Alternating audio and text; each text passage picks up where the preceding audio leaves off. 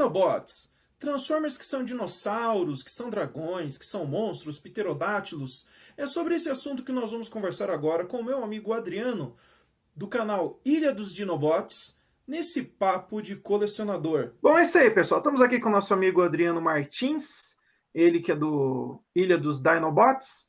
E para me ajudar nessa conversa, para fazer alguma pergunta, fazer alguma inferência no assunto, está o meu amigo do Estúdio Planeta Alternativo, Thiago Mialik. Oi. E o nosso grande amigo Janúncio Neto, ele que é do portal HQPB. Oi, boa noite, pessoal. Desculpa aí, Beleza, então. eu estou com um probleminha na câmera. Ah, tranquilo, o Janúncio está sem câmera, mas não tem problema. Então, pessoal, Dinobots, vamos perguntar para o Adriano. E, Adriano, o que é considerado um Dinobot? Bom, isso, é claro, são definições de cada fã tem a sua, né? Ainda mais que Transformers não tem essa continuidade de tema, de história, né? Então, cada um meio que adota o seu conceito. No meu caso, com o passar dos anos, antigamente na G1, Dinobot era só aquela equipe de 5 integrantes que via dinossauro. Só que com o passar do tempo, né, foram se criando o termo Dinobot, ou Dinobot, também que a gente fala aqui no Brasil, por causa que a dublagem meio que a gente adotou esse termo também, essa variação, mas tanto faz.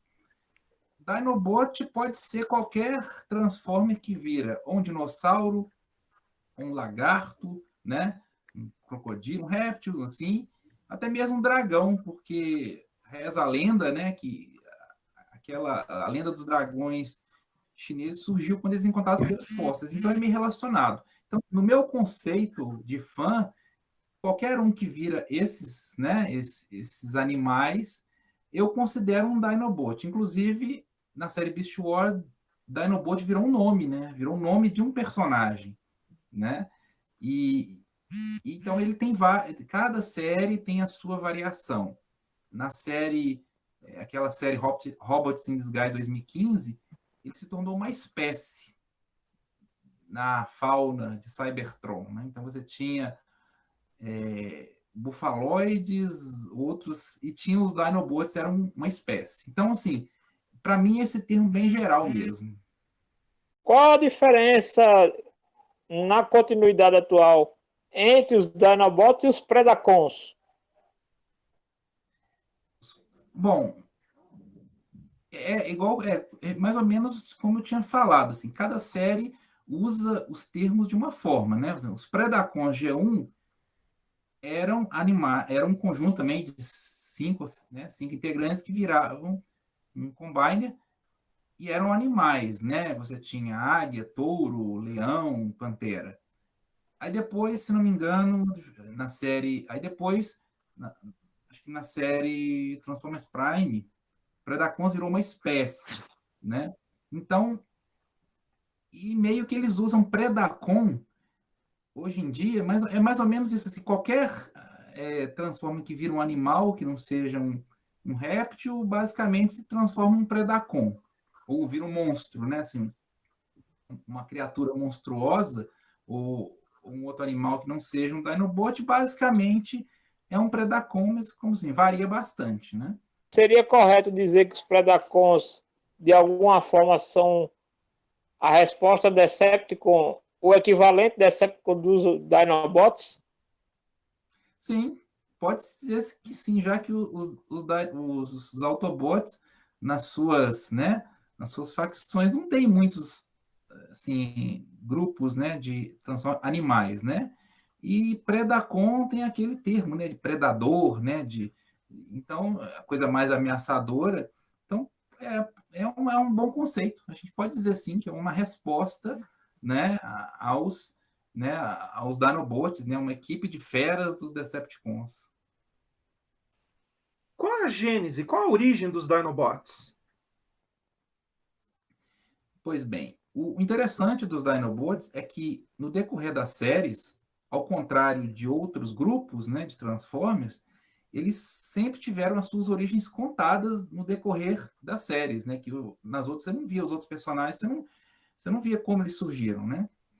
Os Dinobots, não, eles sempre foram, a sua gênese sempre foi contada. Se a gente for pegar lá do início mesmo, né, por que tem Transforme que vira dinossauro? Que na série, na linha de brinquedos da Takara, Diaclone, né, ele não tinha um desenho animado para divulgar a série, a linha. Então, o que eles fizeram? Eles pegaram o catálogo de brinquedos e escreveram uma história nesse catálogo. Então, eu até fiz uma matéria no site da Ilha, que eles traduziram esses catálogos, né? Aí eu pude ver a história por trás, né? E é aquela história clássica que o Japão adora, né? Que é assim, é o império do mal alienígena que vem invadir a Terra e a Terra cria um grupo de resistência. E nesse contexto, não vou prolongar, vocês podem ler lá, vou deixar o link depois, mas uma parte da história é o seguinte, o Império do Mal, o Império Varuder, eles criaram uma arma, eles foram no passado da Terra, trouxeram dinossauros de verdade para combater. Aí o que as forças da Terra fizeram?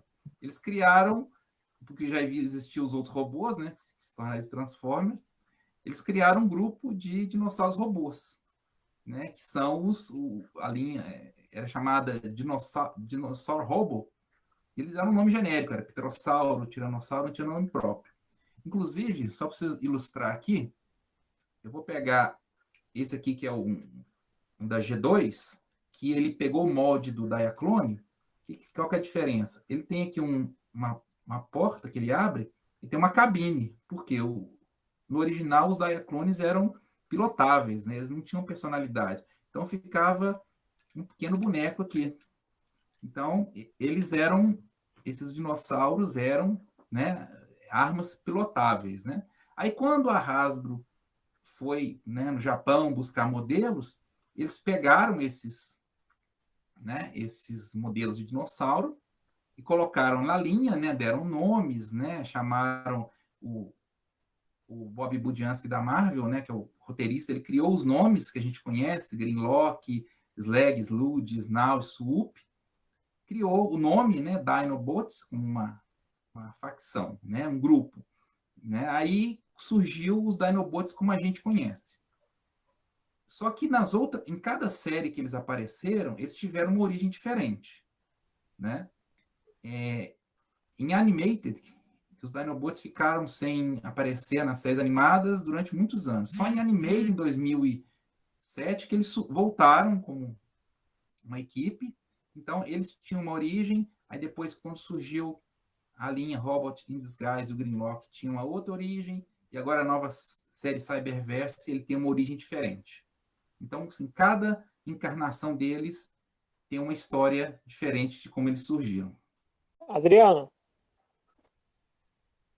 como é justificada a criação dos Dinobots ainda em Cybertron a partir do game Fall for Cybertron, que é quando o Grimlock aparece no jogo, e aí o que a gente entende é que já existiam Dinobots antes da fuga dos Autobots de Cybertron. E isso já foi explicado? Como é que ficou? Sim, ótima pergunta. O que acontece? Inclusive, na origem lá na G1, a história dos quadrinhos era diferente do desenho. Os Dinobots, eles eram uma equipe de robôs, só que eles não se transformavam em dinossauros, eles viravam veículos cybertronianos. Então, no quadrinho, na origem da G1, quando eles chegaram, a nave dos Autobots desceu na Terra, na pré-história, e os Decepticons foram atrás da nave, a nave Ark ressuscitou alguns personagens baseados no que eles viram no ambiente, que eram os dinossauros.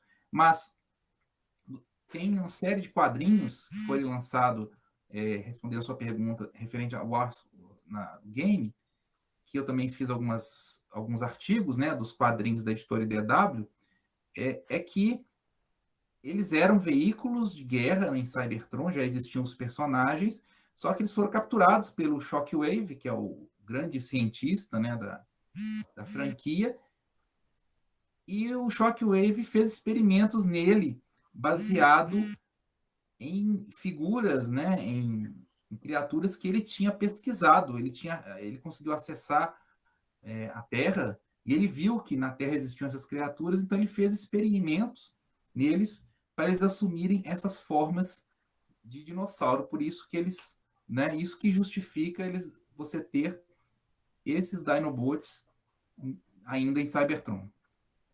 Adriano, Ô, Adriano, qual a melhor versão do Grimlock que você considera?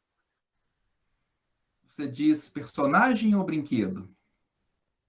Vamos separar personagem e brinquedo. Quais as melhores versões? Melhor versão. Ó. Bom, para mim, assim, pela memória afetiva, né, que eu comecei, né, assistindo o desenho clássico, para mim ainda a versão desenho é o original da G1, porque ele tinha muito aquela coisa que eu acho muito legal, assim como o Hulk, né, aquela coisa de uma a mente limitada, né, uma máquina descontrolada, né, uma fúria, né, aquele cheio de fúria, quase é possível pará-lo, né? Eu gostei muito disso, desse conceito, né, de essa criatura meio primal, né, então eu acho, e foi o que me conquistou na época, né? Eu gostava, que diferenciava dos outros personagens, né? Essa inteligência limitada. Agora, brinquedo, para mim, ainda sem dúvida, é o Masterpiece Grimlock, né? Que ainda é um sonho de consumo para mim, que ele é assim, é o suprassumo, né? A junção de brinquedo, ele consegue ser um brinquedo que você pode tocar, mas ele tem toda aquela estrutura do desenho, né? Então ele é realmente espetacular. E nos filmes, nas linhas de brinquedos dos filmes?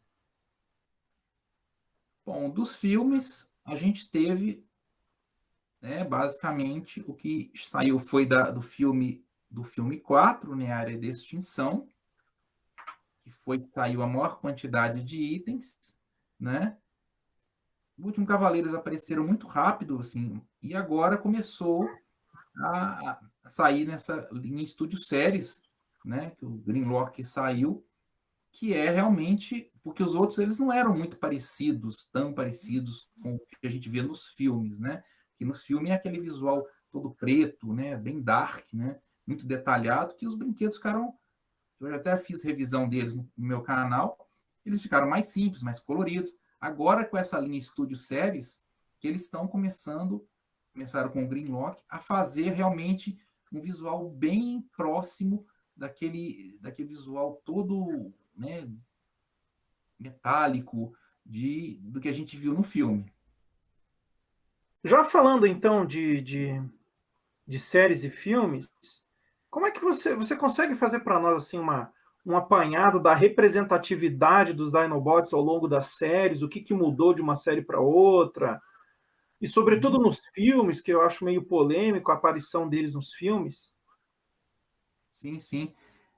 Como eu disse, se a gente for olhar, fazer um retrospecto, eles aparecem muito pouco, né? Eles apareceram em 86, na série G1. Aí, em Beast Wars, você teve um outro conceito, né? Que você teve um personagem que chamava Dinobot, e você tinha um Megatron que virava um T-Rex. Né? Já criaram um novo conceito. Aí eles foram aparecer, né, como grupo mesmo, só em 2007, com a linha Animated. Aí na série Prime não teve, né, nas séries japonesas, né, pegar Armada, Cybertron, Energon, tiveram alguns brinquedos, mas não apareceram nas séries. E na série Prime, né, não teve. Aí quando teve a série Robots in Disguise, apareceu só o Grimlock como personagem, e agora nessa série Cyberverse também, até agora, só temos o Grimlock. Então, eles vão mudando, né, muitos conceitos, né? Você não tem uma equipe. Da mesma forma que você pega o Bumblebee, que agora um personagem que se destaca, eles pegam o Grimlock como personagem de destaque para representar. Mas eu acho que tem um problema, né? Porque o que eles fizeram no filme meio que ficou meio estranho, né? Fala um pouco aí, o que você acha do Dinobots no filme? Olha, Joris, para ser bem franco, assim, eu eu não gostei muito, sabe? Não me agradou porque, assim, primeiro porque os filmes, na minha visão, né? Eu respeito, claro que tem gente que gosta muito, mas na minha visão, a qualidade dos filmes foi decaindo, decaindo, decaindo. Quando chegou no quarto filme, eles foi muito divulgado, mostrado em pôsteres, né?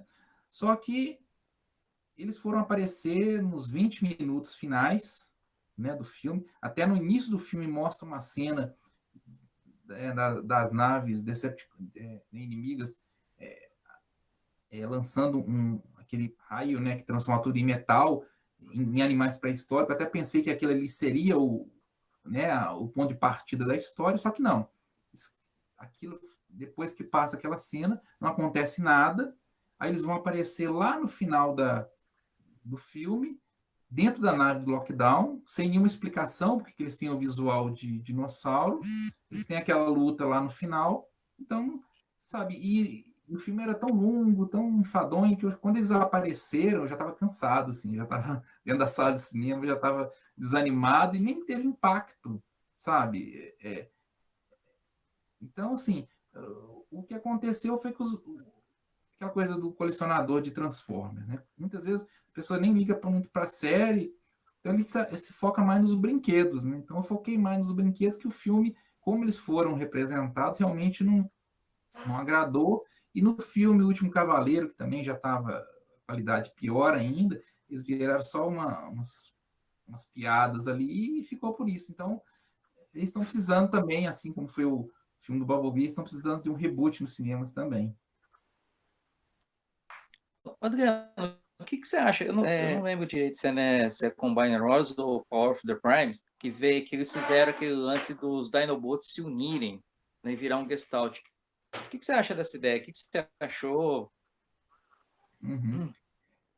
É até engraçado que a gente até brinca né, com o nosso grupo que a gente tem aqui em Belo Horizonte, né, que um Dinobot virar Combiner é sempre polêmico, né, que a gente não gosta, né. Eu, particularmente, eu acho legal o conceito, pelo sim, você imaginar que todas essas 5 forças destruidoras unidas, né, num corpo só, inclusive para bater de frente com o Devastador, seriam na mesma altura, né?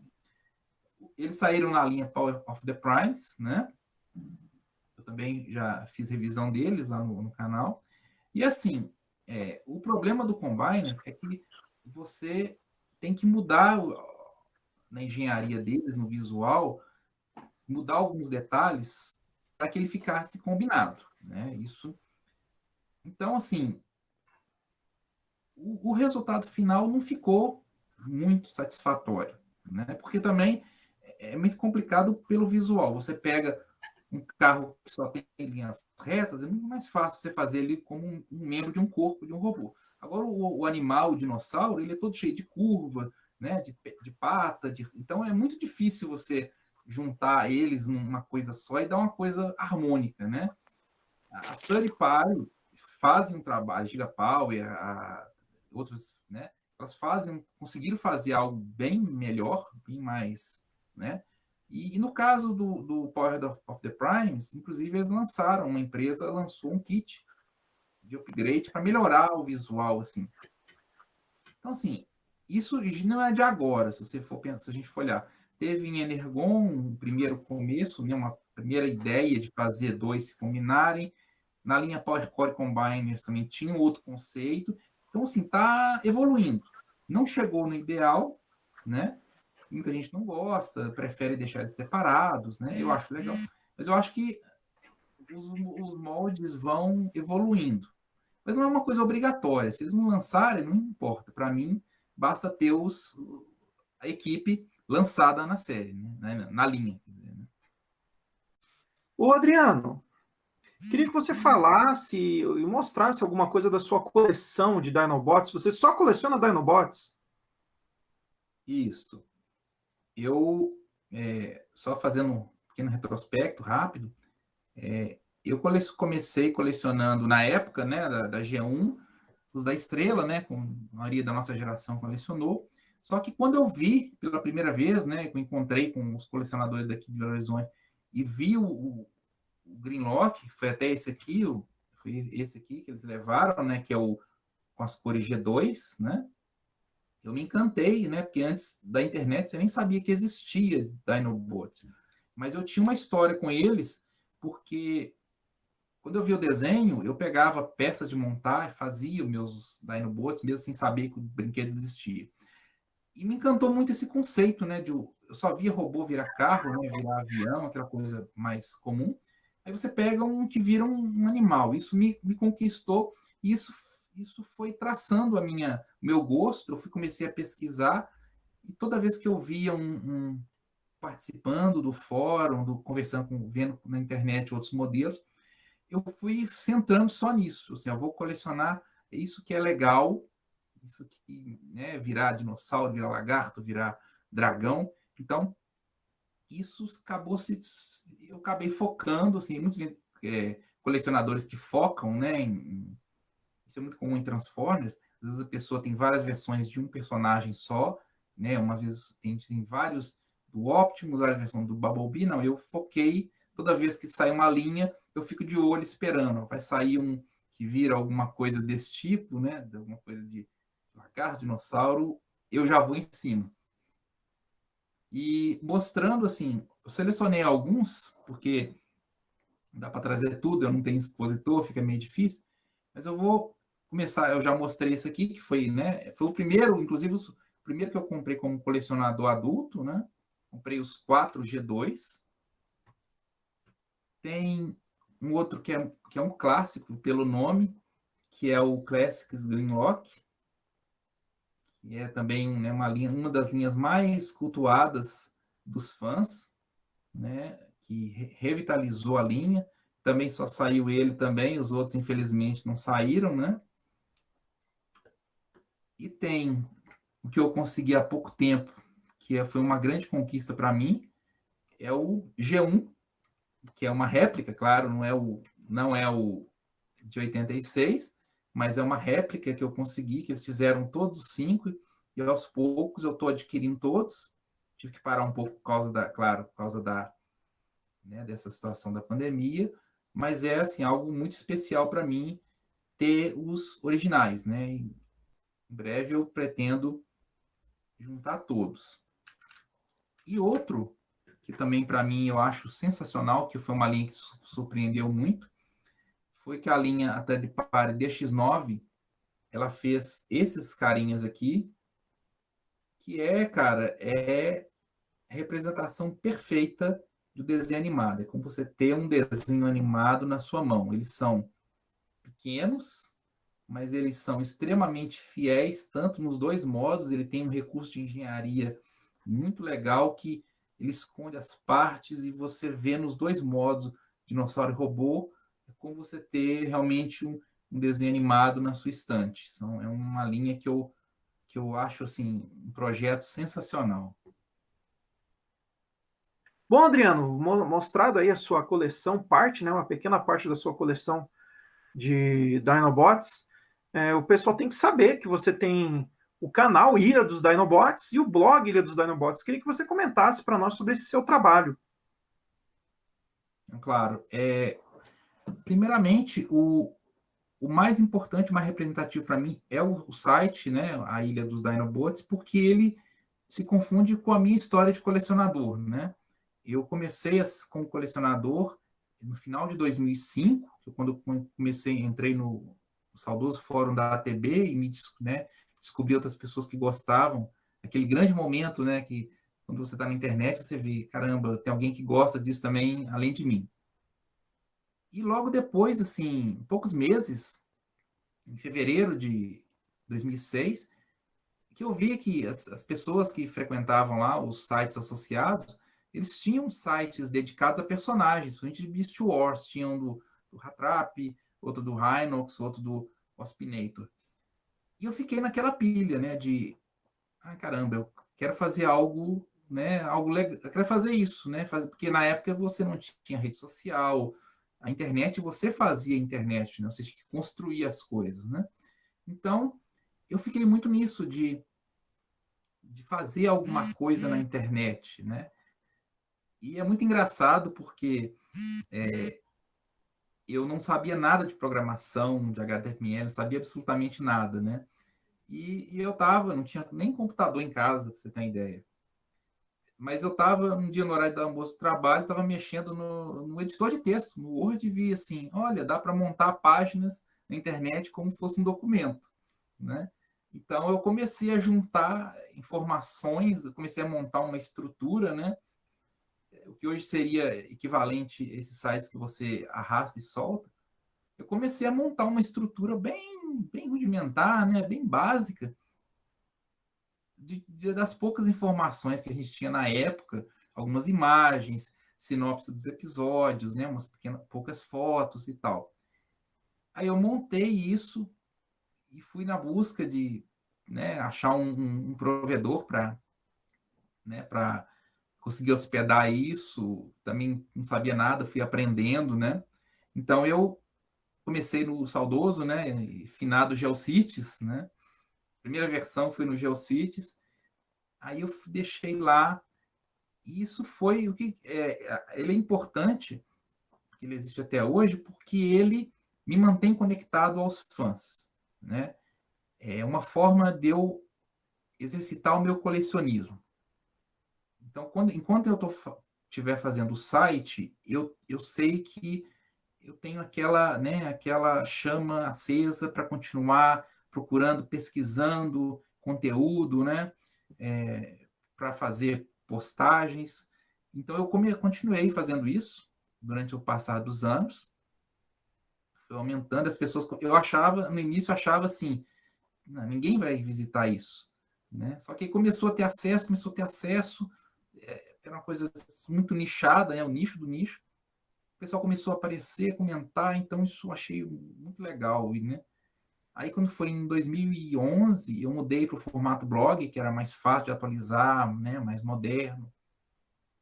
Continuei fazendo o site. Às vezes eu ficava um ano sem atualizar, né? E agora, de um ano para cá, criei um cronograma de atualização.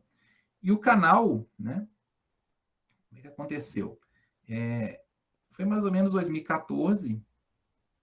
Eu, claro, influenciado acho que no Brasil, né? Todo mundo que faz vídeo Transformers foi influenciado pelo Fábio, né? Do trabalho dele na Dinastia Transformers. Ele estimulou todo mundo a fazer.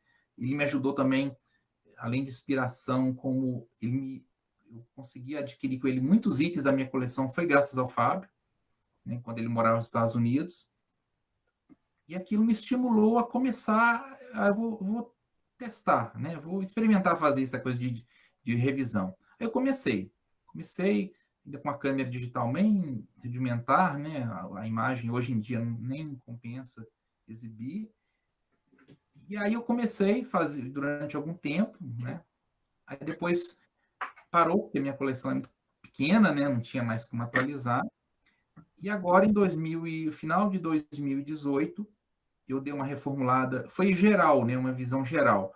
Eu criei uma nova identidade visual para o site, e eu vi que eu tinha descoberto novas ferramentas, tinha um equipamento melhor para filmar em HD, eu resolvi ressuscitar o canal. Então, eu recomecei a fazer os vídeos, inclusive com itens que eu não tinha na época. E agora que eu estou uma nova fase, né, fechei os vídeos antigos, estão lá guardadinhos, e vou refazer todos os vídeos que eram antigos com a nova versão, em HD, para todo mundo ver, né? Eu estou fazendo uma escala, né? Assim, a cada 15 dias, né, tem uma postagem no blog e tem um vídeo no canal. Então, isso é uma forma de exercitar o meu colecionismo mesmo, sabe? É uma forma que, enquanto eu estou fazendo esse conteúdo, eu me vejo colecionador e me sinto conectado com as pessoas. Porque eu não tenho, infelizmente, que o espaço da minha casa não dá para, no apartamento, não dá para ter um expositor, né, de expor, então eles ficam guardados, mas eu sei que a cada 15 dias eu vou acessar eles para fazer um conteúdo. Então, enquanto eu estou mexendo com eles, revendo itens antigos, isso realimenta o meu entusiasmo como colecionador de Transformers. Puta, cara, essa tua fala foi muito massa, viu? Isso foi muito legal. Porque todo mundo aqui... O Janúncio, ele não tem canal, mas ele mexe com um negócio de live e tal. Isso foi muito legal você ter dito. Parabéns. Estamos chegando na reta final da nossa conversa, Adriano. Você tem algum item, algum bichinho aí, algum dinossauro polêmico, bem estranho para mostrar aí? Tem. É daquelas coisas assim que você vê, as outras pessoas devem pensar assim, né? Como o cara gosta disso? Mas é coisa que não dá para explicar. Você bate o olho, o mais estranho você quer pegar, que esse carinha aqui, não sei se vai dar para mostrar bem aqui, essa coisa linda, que é o Iguanus da linha Bichola Transmetal. Assim. Ele, pelo nome, parece uma iguana, só que ele é muito estranho, ele tem essas cristas, né? Esse visual todo roxo, ele parece, tem hora que você olha de um lado, ele parece um sapo, não parece um lagarto. Inclusive, ele está até faltando uma peça, que ele teria aqui isso seria a língua dele, mas ele é muito engraçado, assim, de ver, assim. Ele é muito bizarro, mas eu não consigo desgostar dele, assim. É um item que, na época, eu não esperava, assim, que eu fosse gostar, mas ele na sua estranheza, ele é bem legal, né? Como diz aquele ditado popular, que ama o feio, bonito lhe parece. Muito bom. E isso aí que é colecionar Dinobots, pessoal. Foi um prazer estar aqui com o Adriano. Acessem o canal Ilha dos Dinobots, vocês vão ver que legal qualidade tem o vídeo dele. O Adriano é um cara muito educado, tem uma eloquência muito boa, vale a pena conhecer essa enciclopédia dos Dinobots, uma parte muito importante dos Transformers. Queria agradecer o Janúncio, agradecer o Thiago. E, Adriano, você tem alguma última palavra e último recado para quem está assistindo? Bom, primeiro, né, Juarez, agradecer demais essa oportunidade. Assim, foi um prazer falar com vocês, com o Janúncio, com o Thiago. Eu adoro falar sobre Transformers, é sempre um prazer para mim. E eu quero agradecer muito, assim, muito a todas as pessoas que já acessaram o site, né, a página do Facebook, o Instagram que eu criei, a todos os comentários, né? Todas as pessoas são muito gentis, né? Por visitar um conteúdo que é um nicho do nicho, né? Muito nichado, mas as pessoas têm uma recepção muito legal, assim. Eu tenho um número de visitas que eu nem imaginava que alcançaria, assim. Tudo que eu fiz hoje até hoje, graças a vocês, né? E enquanto eu sempre falo, né? Enquanto eu for colecionador, eu vou conseguir, a ilha vai estar no ar de uma forma ou de outra, seja em qual rede social que for, qualquer canal, mas enquanto eu seguir colecionador, a ilha continua para todos os fãs dos Dinobots. Muito obrigado. É isso aí, pessoal, Dinobots. E vamos colecionar, galera, porque colecionar é cultura. Valeu!